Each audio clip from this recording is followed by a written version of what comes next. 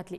गेल्या काही महिन्यांपासून मुंबई, ठाणे, कल्याण, डोंबिवली, नवी मुंबई आणि पनवेलमध्ये मराठी विरुद्ध परप्रांतीय असे वाद अनेकदा घडल्याचं पाहायला मिळालं। डोंबिवली पुन्हा एकदा मराठी विरुद्ध अमराठी वाद उफाळून आलाय आणि डोंबिवली पूर्वेकडच्या नांदिवली परिसरातली घटना आहे। साई कमल छाया या इमारतीमध्ये येत्या 2 फेब्रुवारी रोजी सत्यनारायण पूजा आणि हळदी कुंकू समारंभ आयोजित केलेला आहे। कार्यक्रमासंदर्भात सोसायटीच्या बोर्डवर माहिती लिहिली गेलेली होती आणि सोसायटीतील काही अमराठी सदस्यांनी या बोर्डचा फोटो काढून सोसायटीच्या व्हॉट्सअप ग्रुपवर टाकला आणि अपशब्द वापरले। त्याच्यामुळे या सोसायटीमध्ये मराठी विरुद्ध अमराठी असा वाद आता उफाळून आलाय। काल रात्रीचा सोसायटीमधला हा सगळा वादाचा गोंधळ आहे आणि त्याची दृश्य बघतोय आपण। हा सध्या व्हिडिओ सोशल मीडियावर प्रचंड व्हायरल झाला आहे।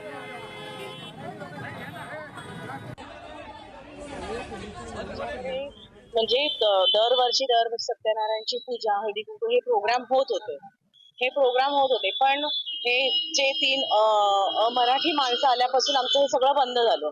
त्यामुळे आम्ही सगळ्या महिलांनी सहभाग घेऊन गेल्या वर्षी सुद्धा हळदी कुंकवाचा कार्यक्रम पार केला होता आणि यावेळी आम्ही हळदी कुंकू प्लस सत्यनारायण पूजा आयोजित केली होती।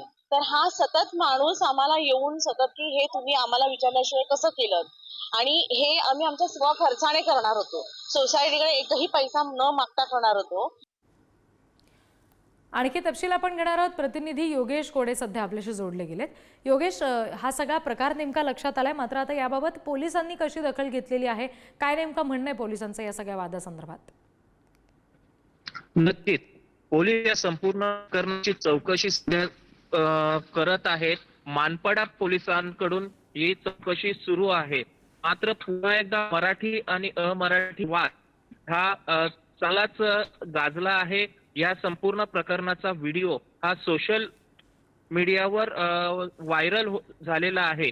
त्यामुळे आता पुन्हा एकदा मराठी अमराठी वादात आता नक्की अमराठी भूमिका आणि मराठीची भूमिका काय असेल हे पाहणं गरजेचं आहे। मात्र या पूर्ण प्रकाराकडे पोलीस बारकाईने तपासणी करत आहेत।